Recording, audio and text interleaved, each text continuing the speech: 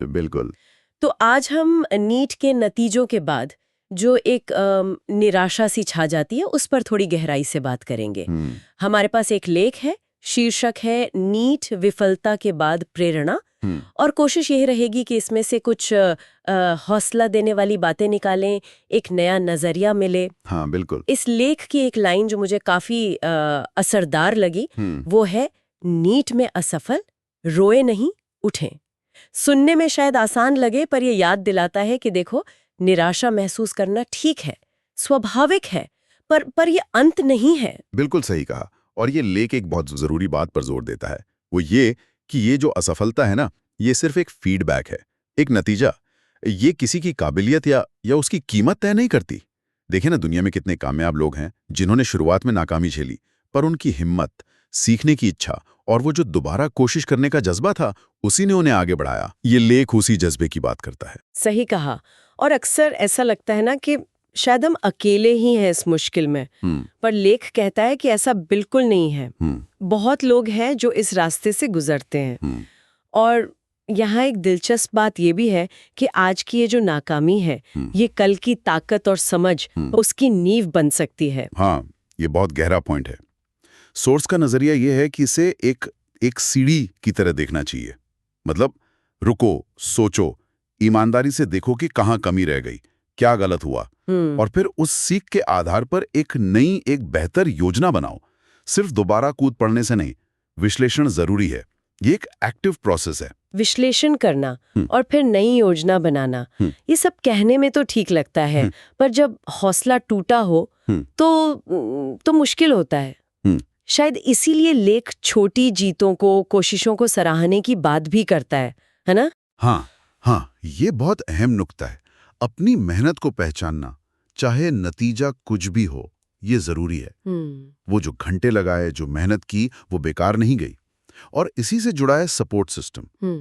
लेख इस पर काफी जोर देता है। सलाहकार हों, दोस्त हों, परिवार, इनसे बात करना, इनका साथ होना इस दौर में बहुत मायने रखता है। अकेले लड़ने की जरूरत नहीं। सपोर्ट। और ये सपोर्ट सिर्फ बाहर से नहीं, शायद अंदर से भी चाहिए। मेरा मतलब है अपनी सेहत का ध्यान रखना, मानसिक भी, शारीरिक भी। निश्चित रूप से लेख बिल्कुल यही कहता है।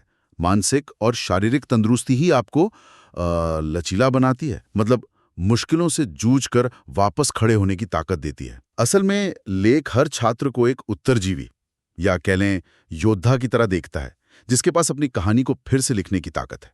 ये सोच ही कितनी एम्पावरिंग है। वाह, अपनी कहानी फिर से लिखने की ताकत, ये तो बहुत बहुत पावरफुल विचार है। इसका मतलब है कि फोकस नतीजे से हटकर कोशिश पर, हिम्मत पर आ जाता है। बिल्कुल सही पकड़ा। दृढ़ संकल्प और प्रयास। असल में सफलता इन्हीं से तय होती है, किसी एक परीक्षा के परिणाम से नहीं। हाँ, और इसी सोच से जुड़ी कुछ पंक्तियां भी हैं इस लेख में जो हिम्मत बंधाती हैं। जैसे एक जगह लिखा है, जब एक दरवाजा बंद होता है तो 1000 और नए अवसरों के साथ खुलते हैं। ये सिर्फ कहने की बात नहीं है, ये एक नजरिया है। हाँ, और ये नजरिया रखना ही शायद सबसे बड़ी चुनौती है। एक और लाइन जो आपने पहले बताई थी, वो भी याद आ रही है कि सफलता की यात्रा असफलता से नहीं, बल्कि उसके बाद कैसे उठते हैं, उससे तय होती है। हाँ, बिल्कुल। आपकी सफलता की यात्रा असफलता से नहीं, बल्कि उसके बाद आप कैसे उठते हैं, इससे परिभाषित होती है। और एक और पंक्ति है, हर झटका एक मजबूत वापसी के लिए एक तैयारी है। हाँ। ये पंक्तियां सिर्फ दिलासा नहीं देती, बल्कि एक तरह से एक रास्ता दिखाती हैं कि इस अनुभव को देखना कैसे है। तो कुल मिलाकर इस पूरी बातचीत से और इस लेख से जो समझ आ रहा है, वो ये कि गिरना ठीक है, पर गिरने के बाद उठना, उससे सीखना और फिर एक नई समझ के साथ कोशिश करना, यही सबसे महत्वपूर्ण है। असफलता मंजिल नहीं है, बस रास्ते का एक मोड़ हो सकती है। बिल्कुल।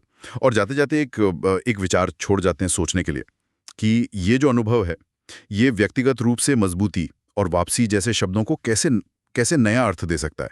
कैसे ये झटका भविष्य की किसी बड़ी कामयाबी की कहानी का एक अनोखा, एक अहम हिस्सा बन सकता है। इस पर सोचना शायद इस मुश्किल घड़ी को एक नए नजरिए से देखने में मदद करे।